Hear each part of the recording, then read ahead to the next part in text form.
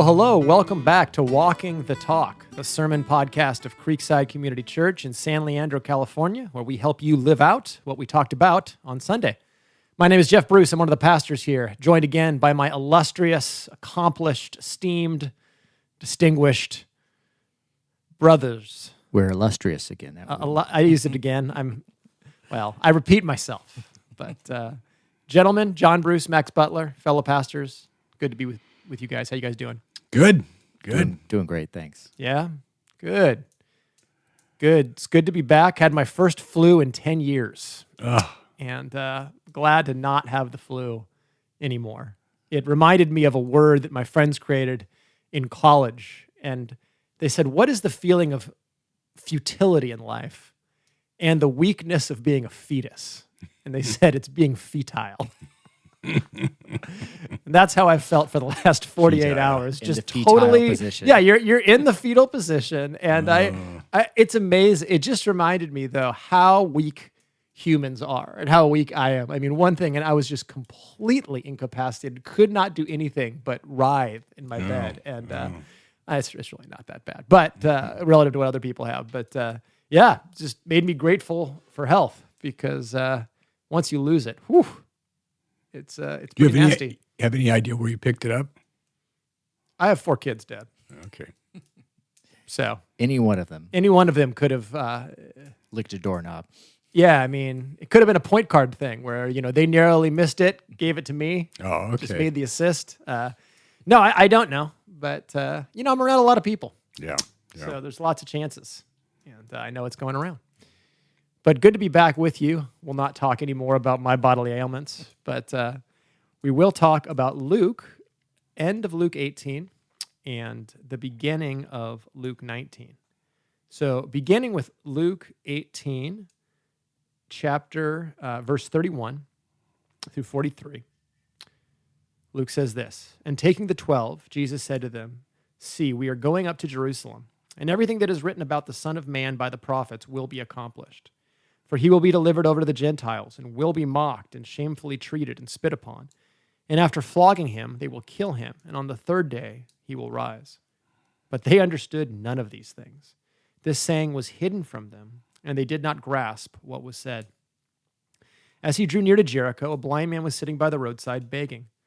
And hearing a crowd going by, he inquired what this meant. They told him, 'Jesus of Nazareth is passing by.' And he cried out, 'Jesus, Son of David, have mercy on me.' And those who were in front rebuked him, telling him to be silent. But he cried out all the more, 'Son of David, have mercy on me.' And Jesus stopped and commanded him to be brought to him.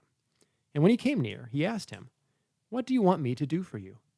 He said, 'Lord, let me recover my sight.' And Jesus said to him, 'Recover your sight. Your faith has made you well.' And immediately he recovered his sight and followed him, glorifying God. And all the people, when they saw it, gave praise to God." We have the spiritual blindness of the disciples, the physical blindness of this beggar. Dad, what do you see in the passage? Well, I think it's interesting you connected those two incidents together, and it's a good perceptive thing. It's just interesting how, to me, verse 34, they understood none of these things. This saying was hidden from them. They did not comprehend the things that were said. I mean, say it 3 different ways. Luke's making a point here. Yeah. They didn't get it, but they didn't get it. But they really didn't get it. Yeah. I wonder if the whole thing that this saying was hidden from them indicates that this was blindness from God, that he had given them for his own purpose, that they wouldn't see this yet until after the resurrection, when it finally all becomes clear in terms of what God has been up to and how this fits into the story of the Bible. Yeah, the detail that becomes clear in this 3rd prediction now is that all of this is according to the Old Testament story. Yeah. And that seems to be the thing that they just cannot accept or put their minds around. Yeah. And it's interesting, as you say, to fast forward to Luke 24, where Luke says that Jesus opens their minds to understand the scriptures. Right. And then at that point, it's like the coins drop. And they go, oh, okay, now we see it. Yeah. Yeah. No, that's good. There's a real practical thing of just realizing that we don't know everything at every instant. And if we actually don't see that answer to something right away, that we can actually trust and wait for something, as opposed to having to, if this happened to the disciples back then, it's going to happen to us where something's not clear immediately, and we actually have to wait a little while. Yeah, that's a great point. And I think that is, it's not where I wanted to go with this conversation, but I'm going to go there because you're illustrating something that's really helpful, which is you get to points in the Christian life where it seems like there's an irreconcilable tension. Mm-hmm. And you go, how do I hold these two things together? And that's the point the disciples are at right now, where I don't think it's that Jesus' words are just gibberish to them. Yeah. I think they have a sense this is bad. They don't want to look into it more. Yeah. Because they know it's bad and they can't put these things together, their concept of the Messiah and what this is. And yet they wait. And God does reveal it in time. And I think it's helpful to realize that when we feel like there's an irreconcilable tension, one of the best things to do is just to say, I'm going to wait. Yeah. I might not have enough information yet to put these things together. And I just remember Tim Keller made a great point about that one time. How do you deal with the tensions you still have in the faith? And he goes, well, I've seen God work out so many impossible things in my life in the past that I just kind of figure these could be worked out too. Yeah. I'm just gonna wait and see. Yeah. But he said there have been many times in my life where I felt like, there's no way those things could be reconciled, and then they are. And I thought that was a really helpful perspective. Yeah. Yeah. I think for me and I've been thinking about this lately, the way this works out for me is not so much philosophically as just practically, that I feel like I've got to see the whole picture before I can take action. I've got to see, okay, this is the way this, if I talk to this guy, this is what's going to happen. I don't want that to happen. So I want to talk to him. And, and so I wrestle around with some decision I have to make because I don't know what will happen. I don't know I can't see the future and stuff like that. Or I think I know the future and it's not a future I want to experience. And I'm learning here that trusting God often means just asking, what's my next step? What am I supposed to do now? That's all I need to know is what do I do now? Because you've got all this, you're guiding my steps, whether I know it or not. I just need to know what I do. And that's been helpful. That is, and I think normally for me, I look for more information when I don't like the information I have. Yeah. When the information doesn't look good, Yeah. that, this is going to be uncomfortable, or, this might elicit that Yeah. kind of feedback. Well, maybe there's more I need to know here. And I think it's similar to what's happening with the disciples here, where there's always two levels of activity. There's the divine level of what's going on in God's providence. There's the human level of what's going on. And I think at the human level, the disciples don't want more information about what's happening here. And the reason I say that is because the second time Jesus predicts his death in Luke 9, Luke says they were afraid to ask him about these things. Mm-hmm. And so they have a sense, we don't really know what this means, but we don't like what we're hearing so far. Yeah. So Yeah. let's not look too far into that. Yeah. And I think for me, that's often what it is. And, I talked about blind spots in this sermon, but I think often the blind spots are willful blind spots that we don't really want to take a peek at what's there. Yeah. Because we don't Yeah. like what we might find. Yeah. Yeah. That's Yeah. good. Your illustration about the dashboard lights and that not wanting to take the car and until it starts to burn. That's Too close to home. I have to take my other car in now. well. So- I'll full disclosure. I have a check engine light on my car right now too. So yeah. we'll see what happens. We'll see what happens. Indeed, we will. That's good. So what's the connection between this incident and the next incident with the blind man? Yeah, well, I think Luke is intentional in putting them together. Yeah. And so then the question is, why would he put them together? And I think if you pan out the camera even a little further, you begin to see what Luke is doing, because the blind man is very similar to Zacchaeus. If you look at the story of Zacchaeus that we're about to look at, where both of them are despised. Zacchaeus because he's a sinner, this man because of his physical condition. Both of them want to see Jesus. Both of them are, in a sense, blocked by the crowd to see Jesus. Both of them have to persist to get to Jesus. And then both of them are rewarded for their persistence with faith. And so it seems that there's a connection here between gaining physical sight and gaining spiritual sight. And I think the irony of this story is that the man who is blind sees Jesus the clearest. Yeah. Right. Yeah. He's the only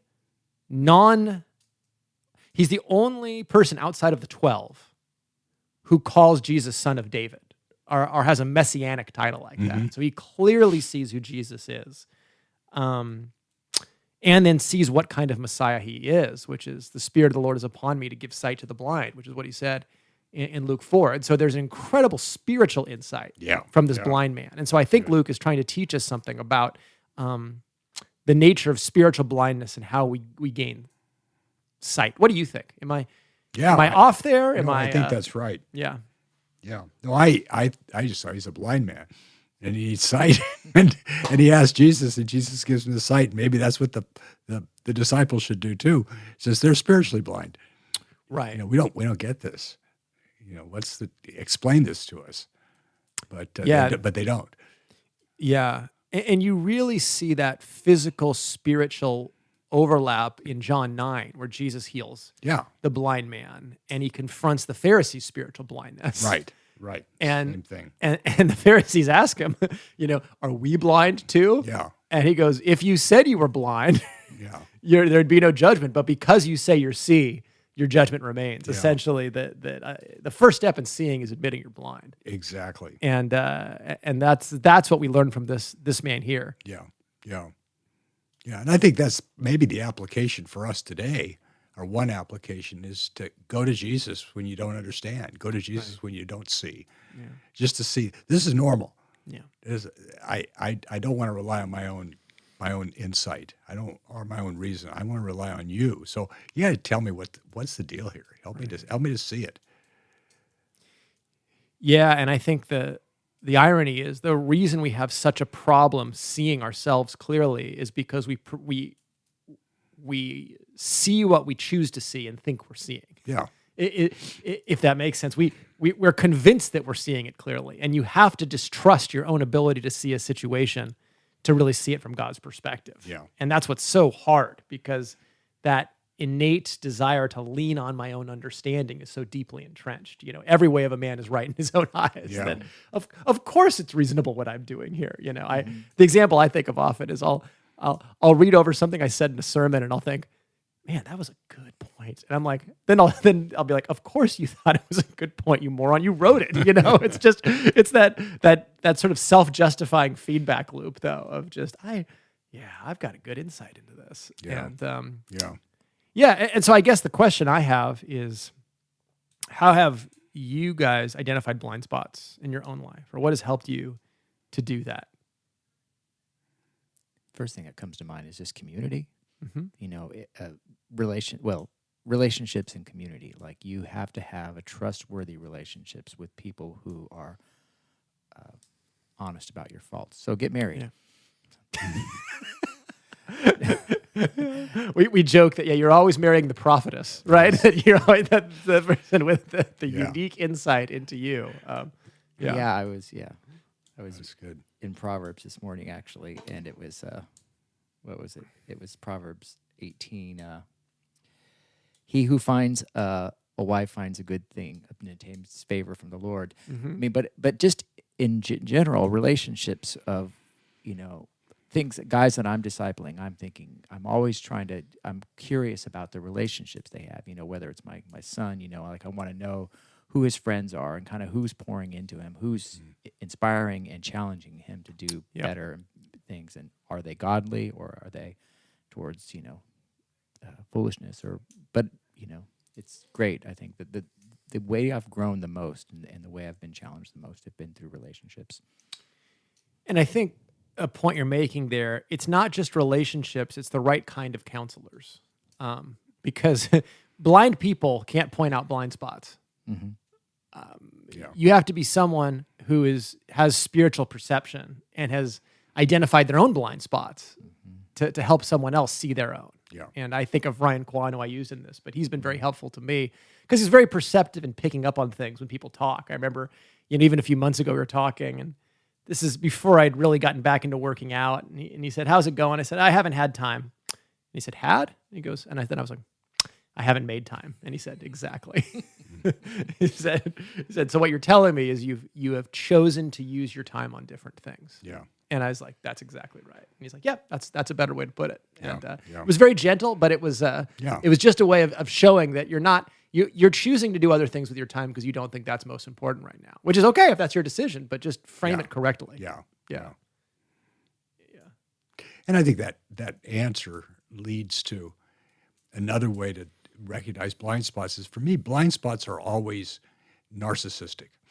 Yes. It's always making, if I think that I'm the hero of the story, if I think this shows again how right I am, or how smart I am, or how all these things, I know I'm blind. I know I'm blind because that is not God's perspective on me.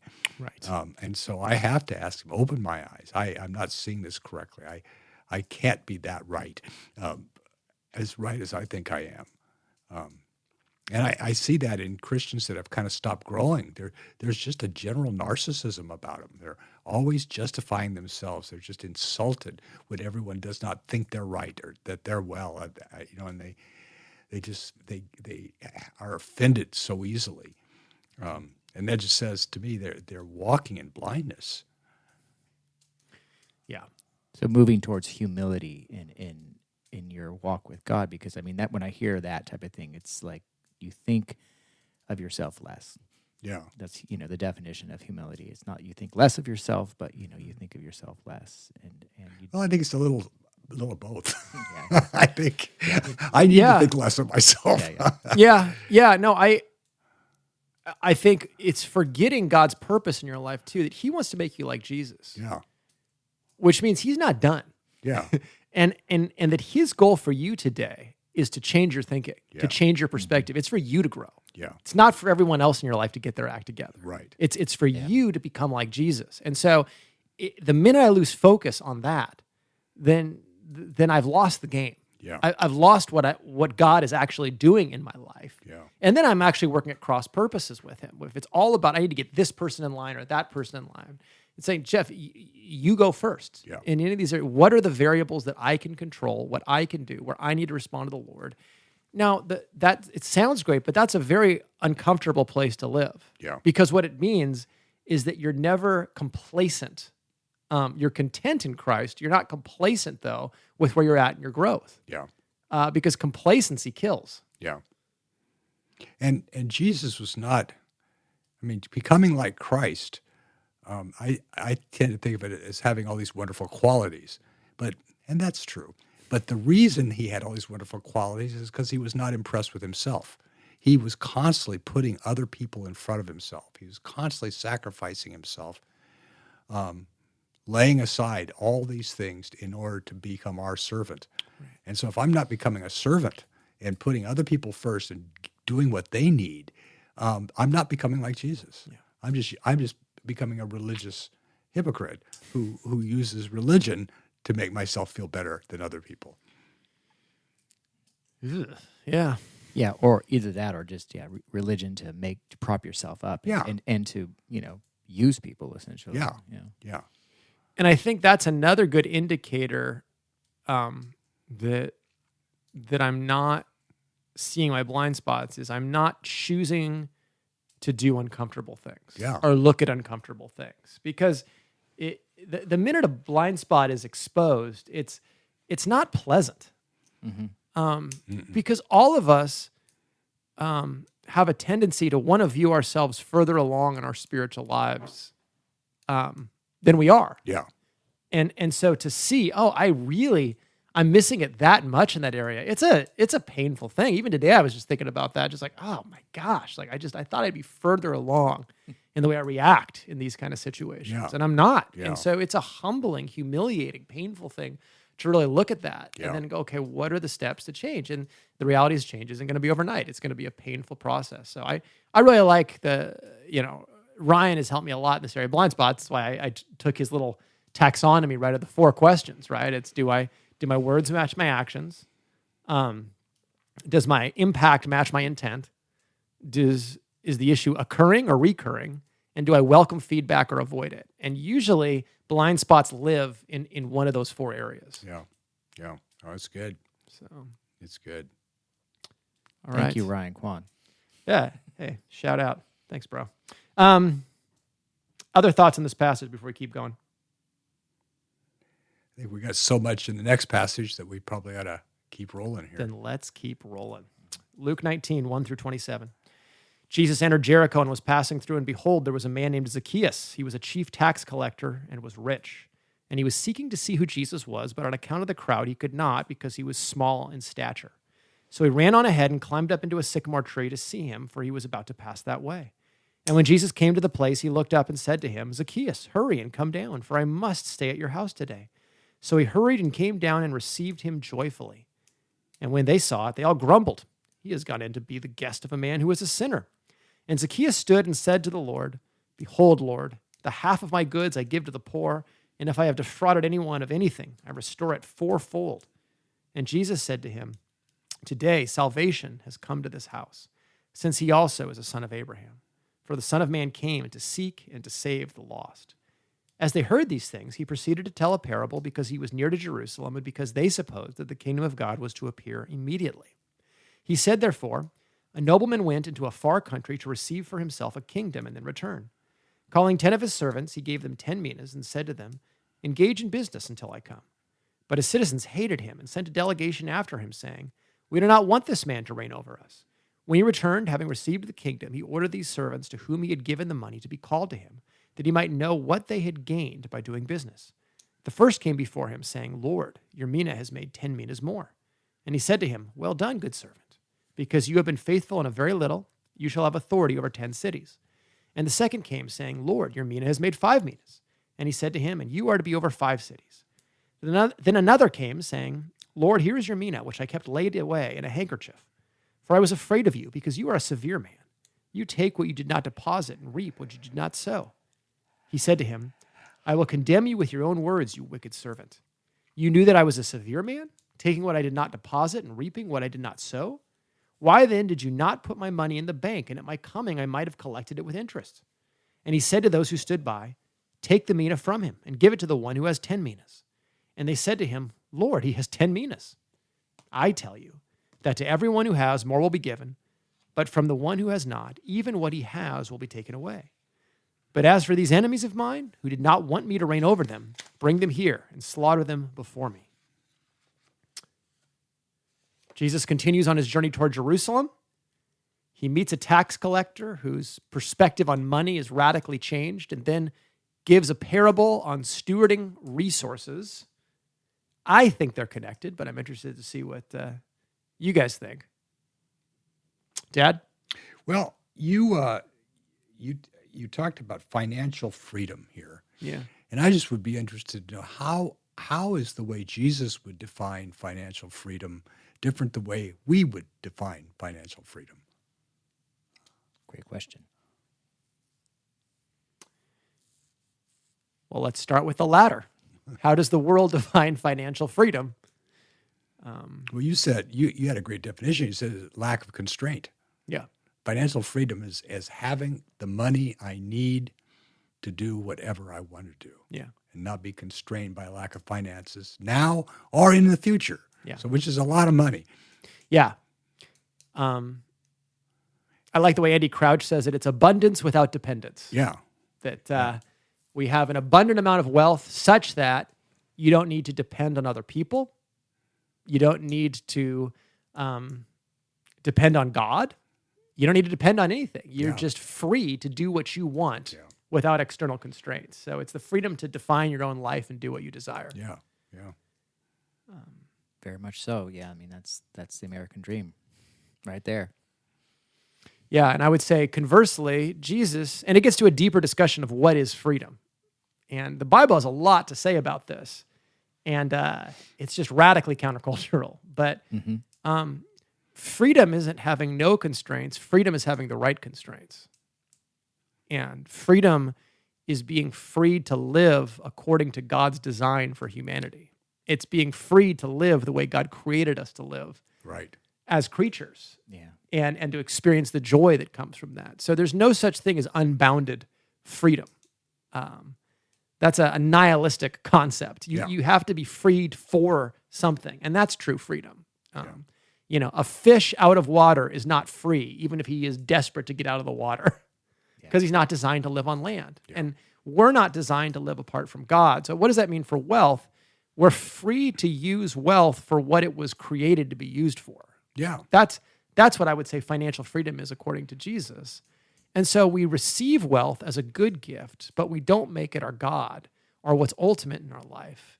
We don't see wealth as the thing that actually brings us security, joy, happiness, or contentment. And then we're free to really enjoy money. And really enjoying money is giving it away and investing it in the kingdom. Yeah. That's where the joy comes from. And then experiencing the relational richness and spiritual fruit that comes from that. Yeah, and human flourishing, really. I mean, Yeah. if we think about Edenic kind of purposes of what we were put on this earth to do, I mean, ultimately it's for flourishing, you know. Right. And you see it. I'm in the Exodus and Leviticus right now, and you just see it all through the law. I mean, that was the purpose of the law, was to set these boundaries that people would have right relationships with one another. And it's all about, making sure that, the gleaning laws, and the looking after the poor, that stuff is so baked into the scriptures, and it's, we look over it so quickly. Yeah, and I think the reason I wanted to go after freedom is because I think it's kind of the idol underneath here, that kind of the allure of being able to do what I want is what people think will give them the good life.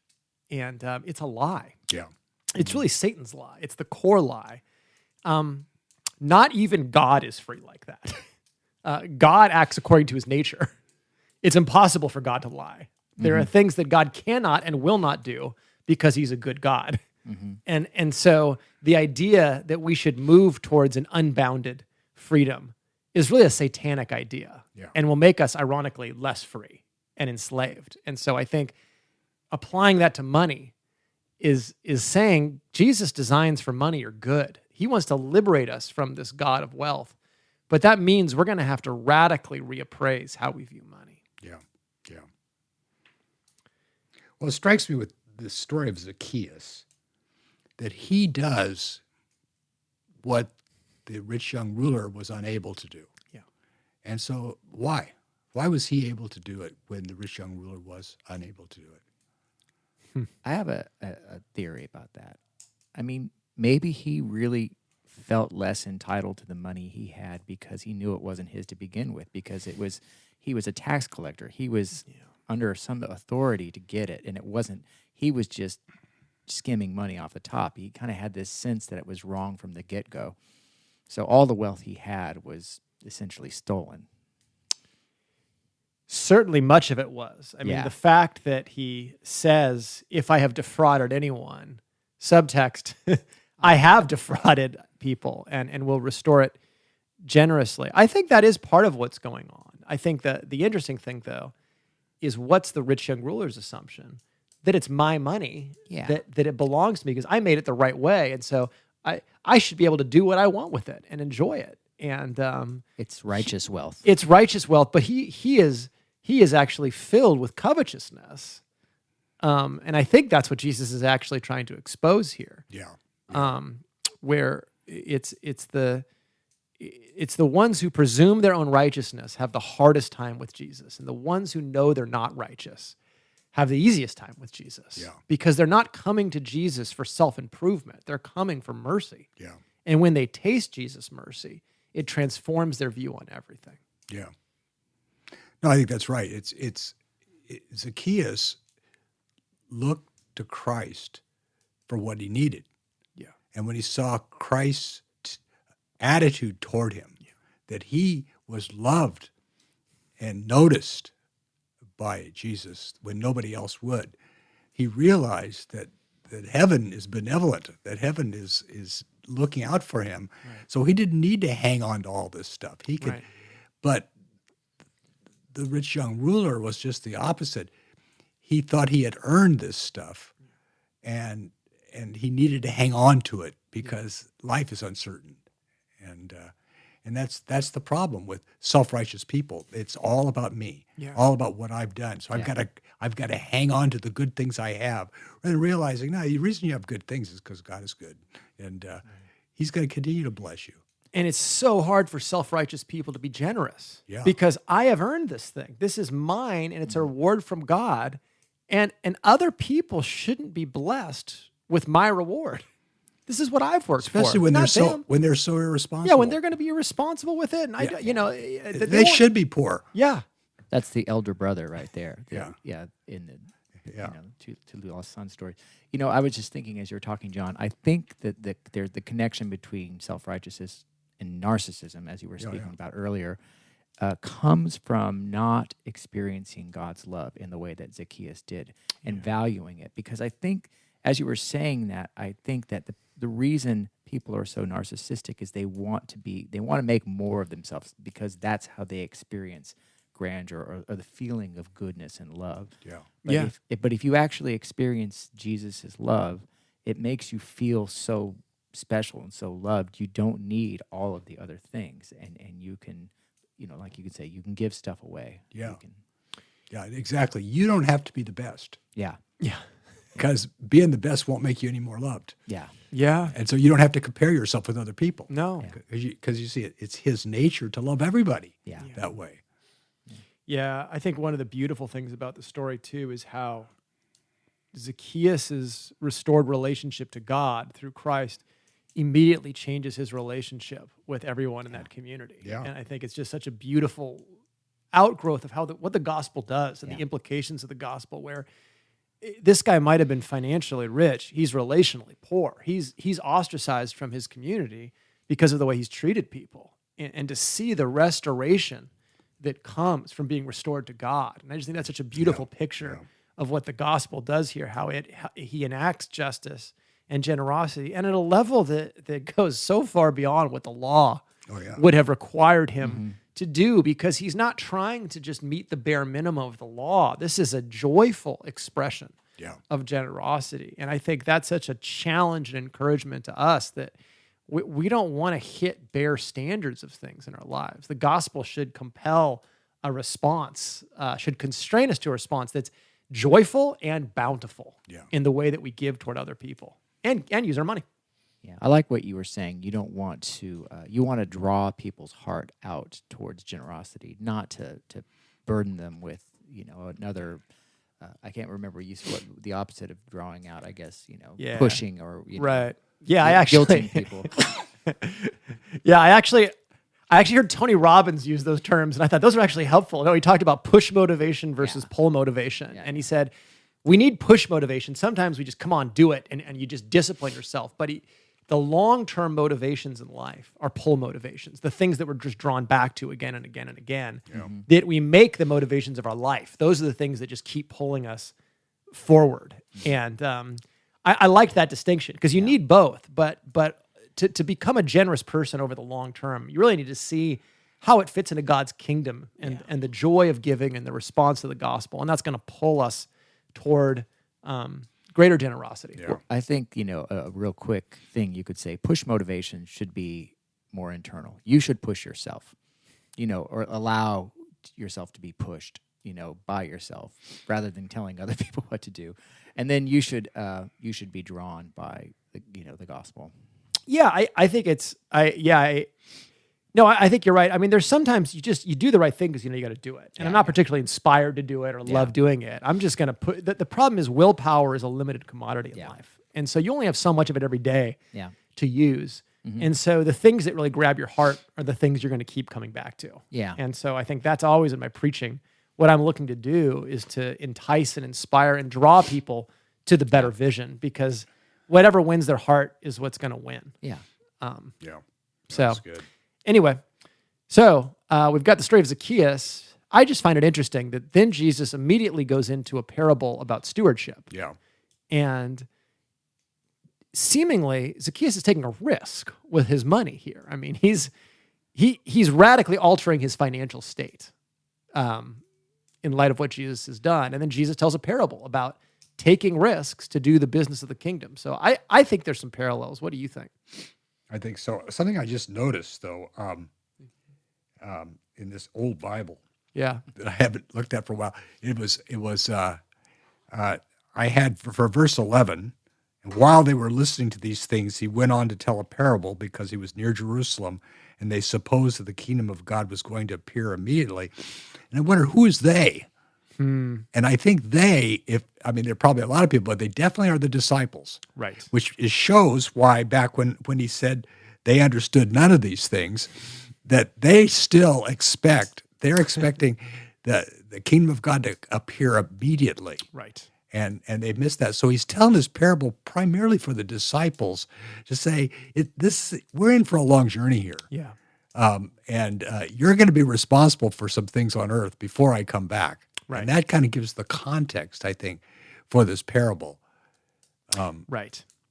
Yeah, and you certainly see that in the other gospel accounts of Yeah. just, Lord, tell us, let us sit on your right and your left Yeah. hand. And, just this expectation that Jesus is going to set up shop in Jerusalem, and there's going to be these thrones, and we're going to be on them next to Jesus right now. Yeah. And not realizing that to sit on his left and right is to be hung next to him. Yeah. And so, Yeah. that's what they don't get yet. Yeah. So, I think But that's right. I thought you made a great point that your point here was free to risk. Yeah. And so how is financial freedom the freedom to risk, and how does that arise? How do you get there? Yeah.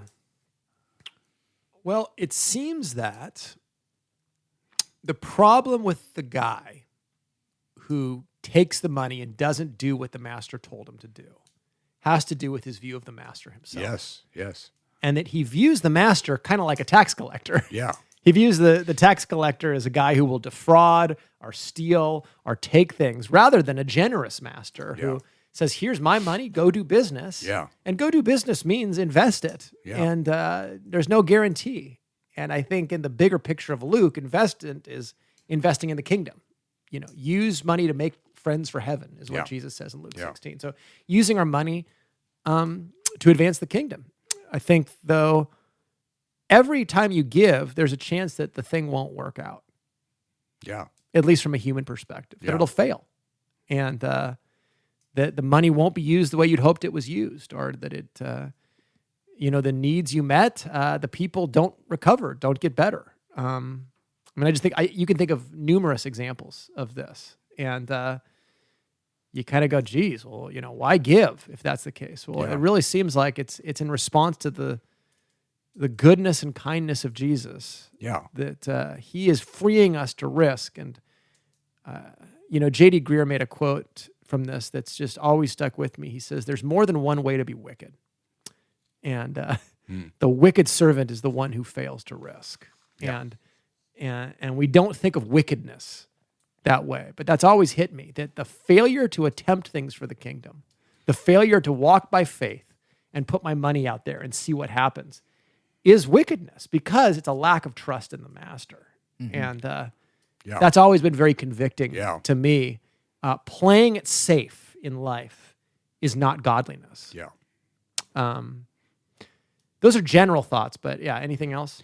Well, I think you're right. He says, I was afraid of you because you're an exacting man.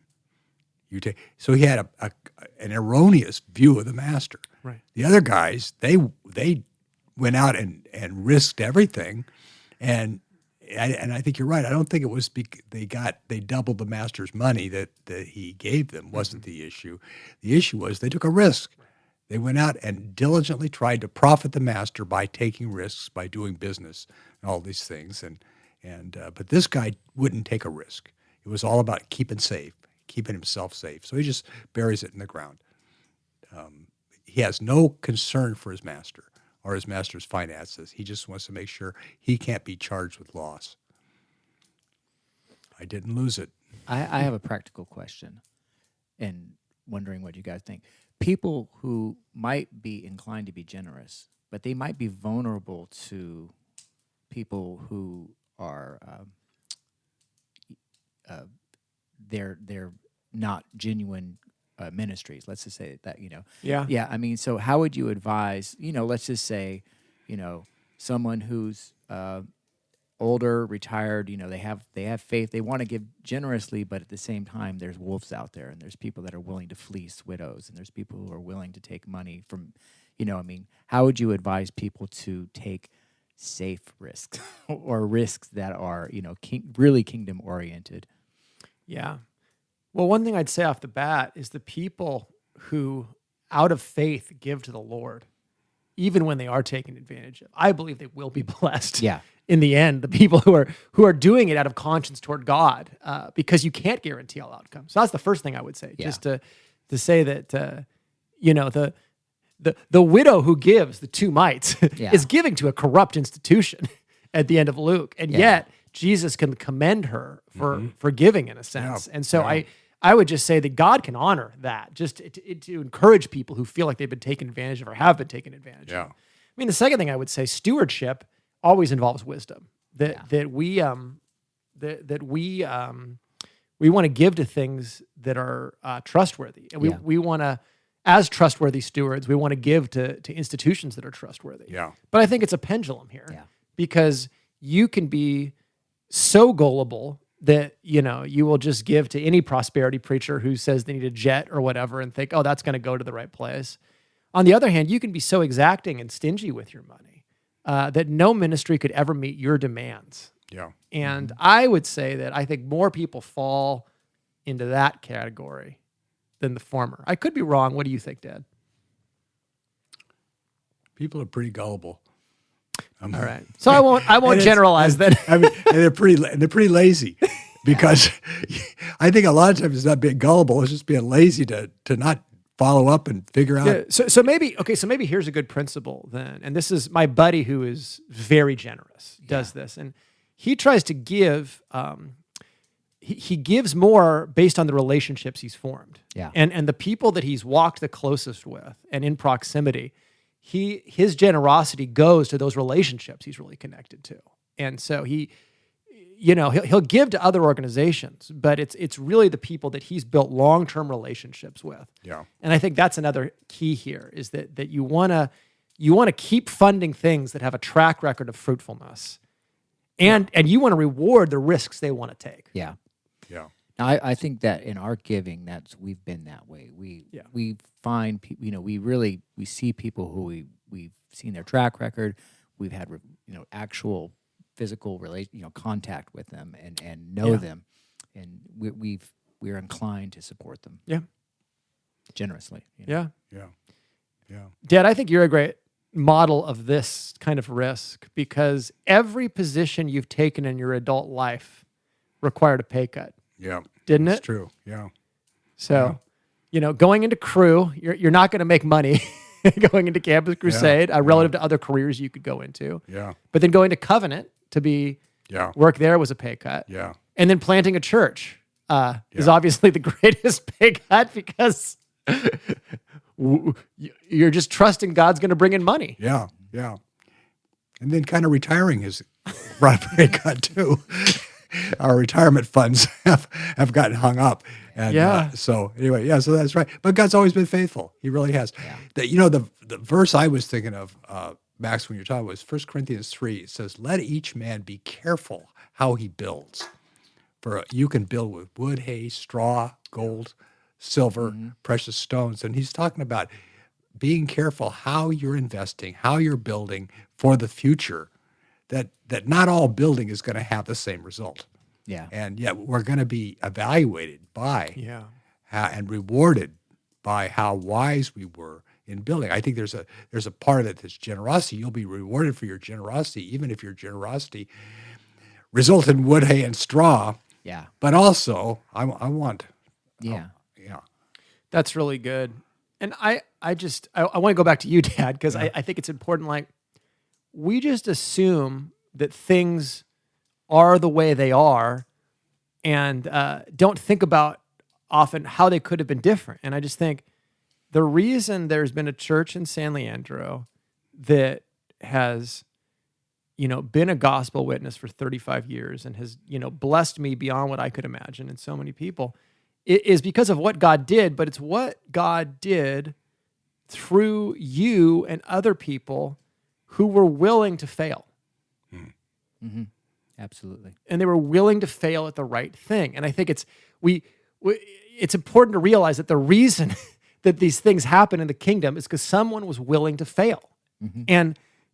And I don't think that point can be overemphasized. That it's for you in your early 40s with kids, like this is a make or break time of life to just say, I'm going to do this thing that the world would say is foolish, that I think some Christians would say is foolish.